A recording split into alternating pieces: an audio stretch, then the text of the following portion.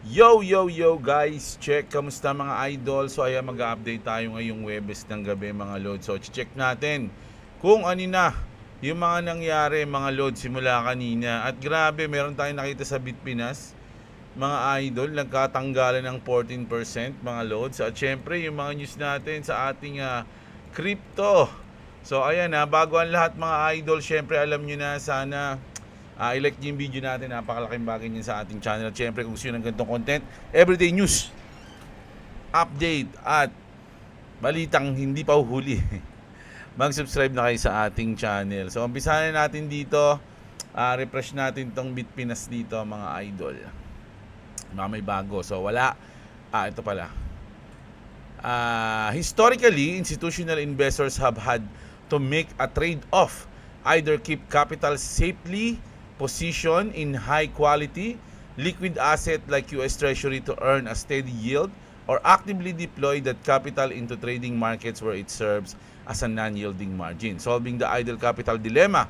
Collateral framework for tokenized treasury. So ito yung mga alam niyo yung nireklamo mga idol ng bangko dun sa Clarity Act, yung mga idle token o yung idle asset na hindi nila gustong magkaroon ng earnings.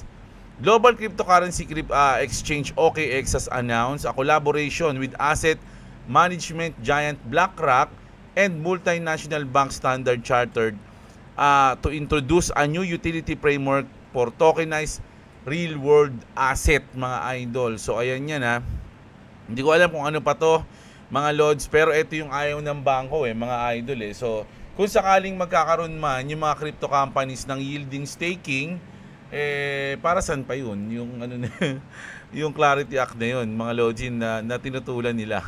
No, so follow up tayo news diyan mga idol. Pero ito yung gusto kong news na isabihin sa inyo. Saan yun? To.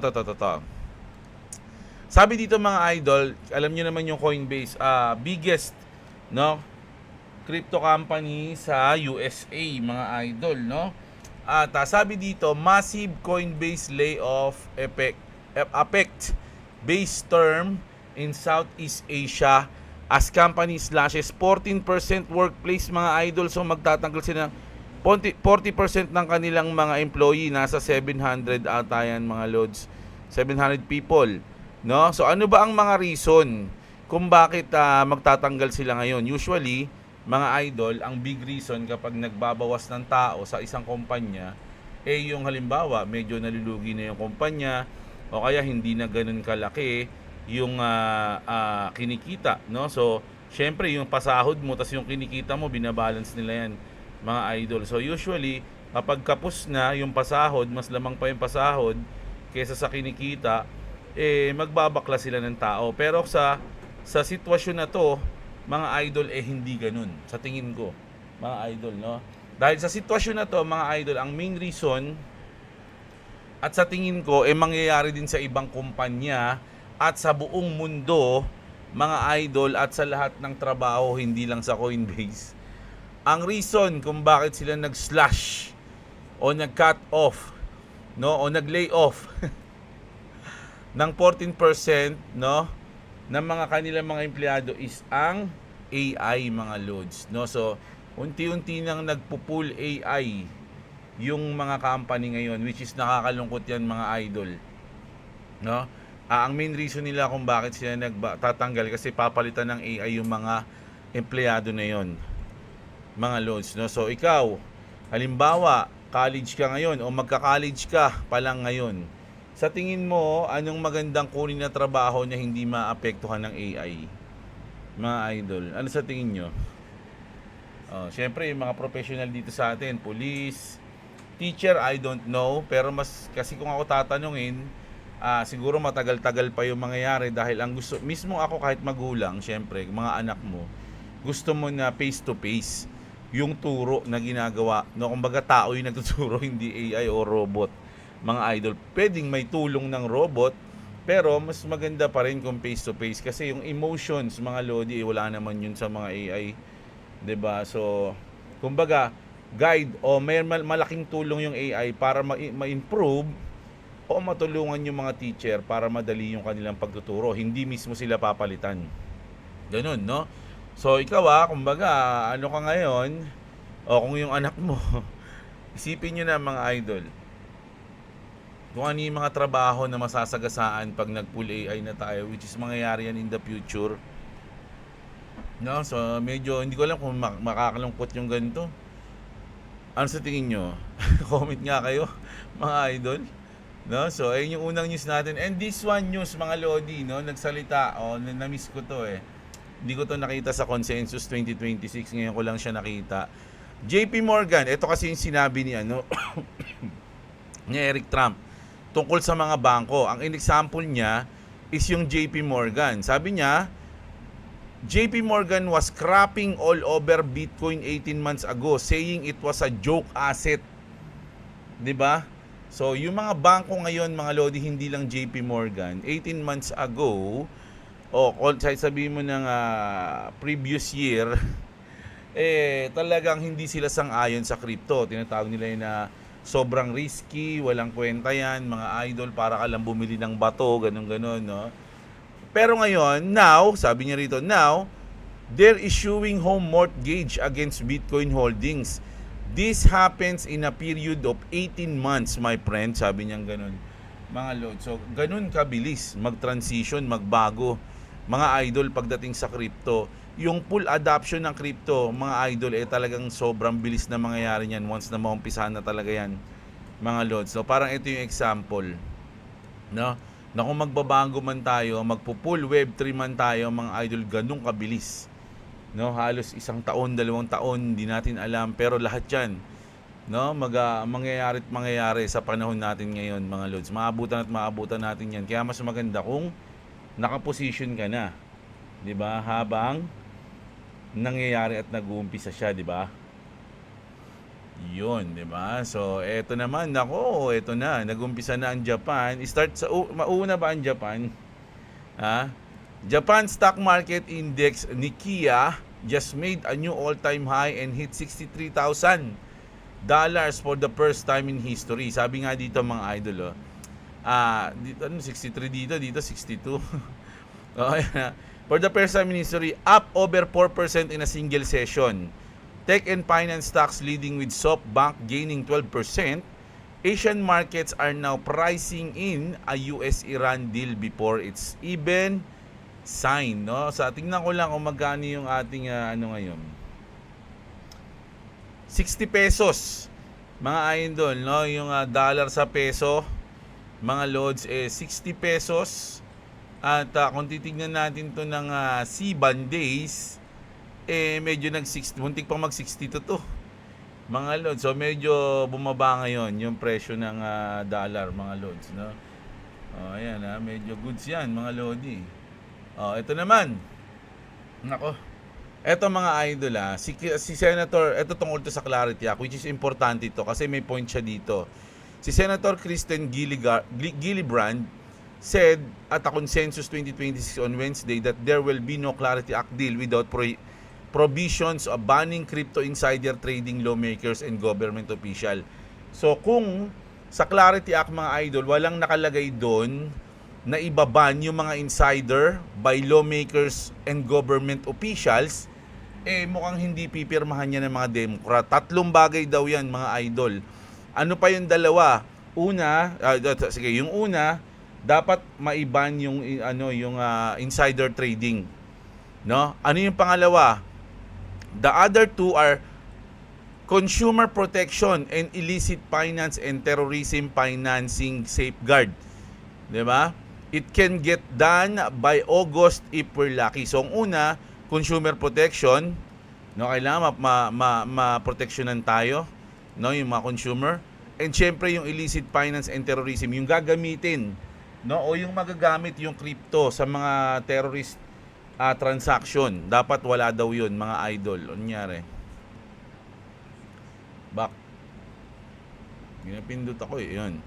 So, dapat wala daw yun, mga lodi. At kung siswertihin tayo, mga idol, no, at nandun yung 3 na yon, August, mga lodi, mapapasa na.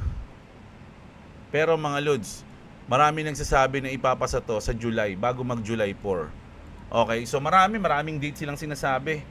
mga lods. Pero doon pa rin ako sa sinasabi ni Brad Garlinghouse.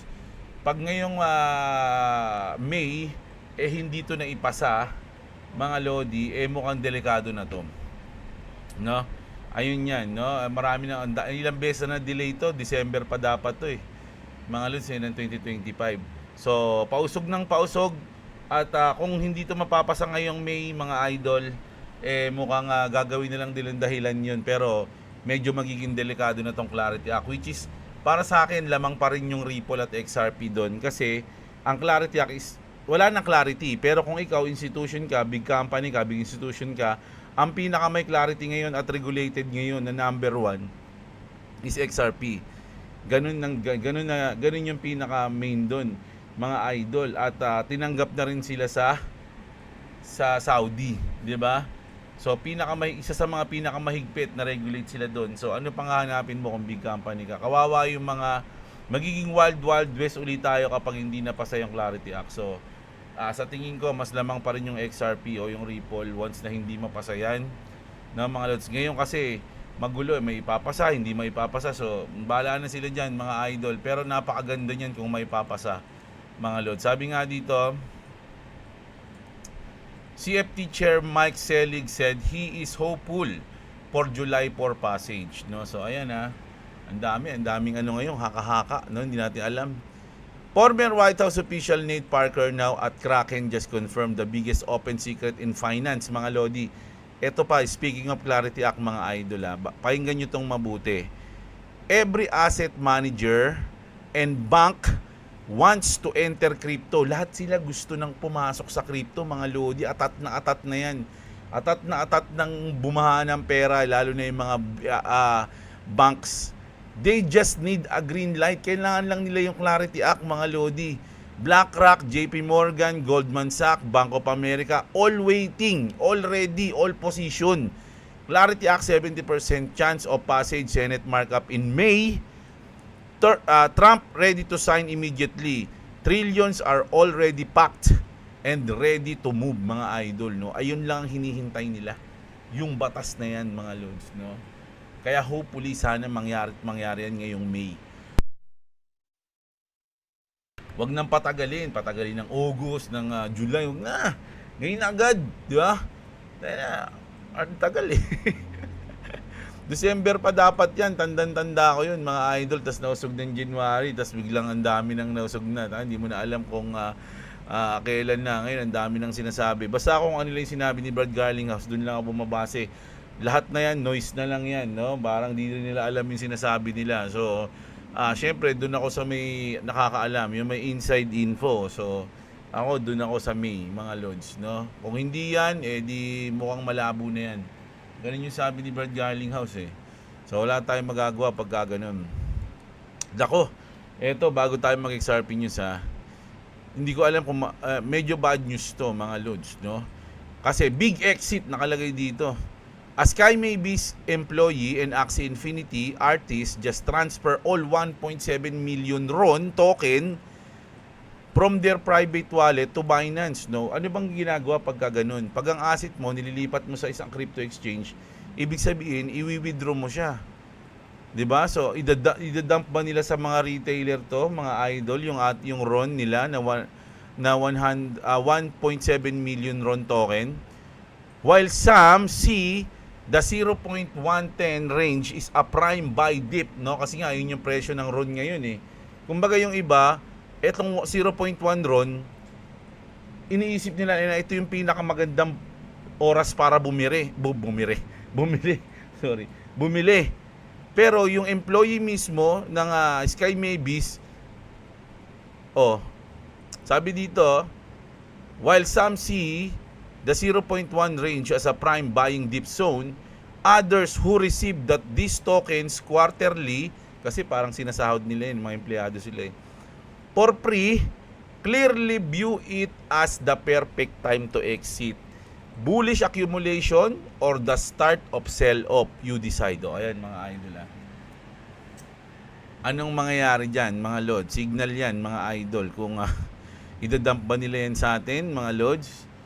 Ha? Kasi yung iba parang ito na yung tamang oras para bumili ng RON. Pero yung mismong nakakuha ng pre na RON bilang sahod nila, gusto nilang ibenta. Which is sa tingin ko hindi mo rin silang masisisi kung paano, kung kailangan nila ng pera kasi sahod nga nila yun eh. No? So hindi natin alam to mga lodi. Kaya nga may tanong dito bullish accumulation ba yan o start of a sell off. So hindi natin alam kung ano yan. So abangan na lang natin kung ano mangyayari. While many view Bitcoin as a saving token, the real world utility of XRP is for cross-border payment, and the role of RLUSD stablecoin are becoming undeniable, says Ripple Lauren Believe. Institutional adoption is the next big wave, no? So ito na nga 'yon, mga idol, no? Kasi ang purpose ng XRP at ng RLUSD is for cross-border payment, mga lods. Hindi katulad ng iba na pang trading, pang holdings, mga lods, no, pang swap. Yung iba nag-aabang, oy, mukhang bababa na, swap ko muna sa stablecoin. So ganun, hindi ganun yung purpose kaya ginawa yung XRP at yung RLUSD. Kailangan gumagalaw sila. Sabi nga dito mga idol, last week we announced that we OKX to OKX to mga idol, no? Ayan, no, post yan ng OKX. Last week we announced that we partnered with Ripple to bring RLUSD to our unified order book. Here's why that matters. Ito na yon, pagkakaiba ng ibang stablecoin sa RLUSD. Most stablecoin stop at trading, dun lang sila mga lods para merong stablecoin na makakapitan yung mga retailers. But RLUSD is for payments, mga loads. Payments ang talagang purpose niya. Card transaction and real-world settlement, all NYDFS approved and backed 1:1 by US dollar, mga loads. No? So, ayun yung pinakalamang ng RLUSD sa mga ibang stablecoin. At nai-issue pa nga mga idol na baka i-acquire ng Ripple yung Circle at yung Ondo Finance. So wala pang confirmation yun So ano pa lang yun, rumor pa lang, kaya hindi ko na ni-news, no? Pero meron tayong nasasagap na balita na i-acquire ng Ripple yung Ondo and then yung Circle. So hindi ko alam, ano lang yun, rumor lang yun, no? XRP Ledger pilots linking to bank rails. Ondo Finance speaking, JP Morgan's and Mastercard and Ripple completed a pilot. So tapos na yung pilot nila sa XRP Ledger into interbank settlement to tokenize US Treasury. The transaction settled cross-border in real time outside banking hours, a progress toward 24/7 market. So ba't importante yon mga idol? Kasi kung magtatransact ka sa bangko, alam nyo naman yung bangko mga idol, may limit lang na oras yan. Everyday nagsasara yan, no? At yung iba sarado ng Lunes, 'di ba? Pero kapag tumakbo na 'yan sa XRP Ledger, mga idol, gamit ang Ondo Finance, JP Morgan, kung ano pa yan, Mastercard, 24 hours na 'yan. Anytime pwede ka na mag-transact, no? So ganun kalupit, ganun tayo in-upgrade ng XRP Ledger, no? So lupit ng partnership ng apat na 'yan, mga lodi. So matindi 'yan. At ito naman, XRP to print the bullish candle next, but the real rally starts after break above 3.35 level, mga lods, no? So ito yung chart na sinasabi niya. So kailangan makapunta, ma-break muna natin to, mga lods, no? Itong 3.35. Once na ma-break tong 3.35, mga lodi, doon na mag-uumpisa yung sinasabi niya, mga lods, na big bullish candle, no? XRP showing bullish sign specifically on the 3-week chart. The RSI line has crossed above the RSI base MA line, signaling that strength is beginning to return to the market. Chart data shows requiring price fractal to higher time frames, which usually end up in a new all-time high for XRP. So usually ganun daw talaga yung nangyayari. Each fractal has a 4-stage, highlights different price behaviors. The re-rally will begin once XRP break. So ito yung kanilang phase to phase, no? Phase 1, phase 2, phase 3. So phase 1, tama ba? Phase 1, phase 2, ayun yung drop mga lods Phase 3, ano ba yun? Ayun yung bago umangat. So phase 1, ayun yung pinaka pala, top, no? So ang phase 1 natin, wala pa. Phase 1, phase 2, phase 3. So dapat ito yung phase 1 natin, mga lodi. No? Wala pa tayong phase 1, kakatapos lang ng phase 3 eh. So kailangan ma-break tong 3.5. At ito grabe yung mga lods, nakita niyo ba 'yan? Oh. No, lahat ng taxi ba to? No? Meron silang advertisement gamit yung mga taxi o kung ano man to. Mga idol, no? So sa akin lang mga lods, yung promotion o yung pag-advertise ng XRP ng Ripple sa kanilang company, syempre hindi naman biro yan, ginagamitan nila, ginagastosan nila yan. At syempre hindi naman sila gagastos ng ganyan kung alam nila na walang mangyayari sa ginagawa nila, na ayun yung aking thoughts dyan, mga idol.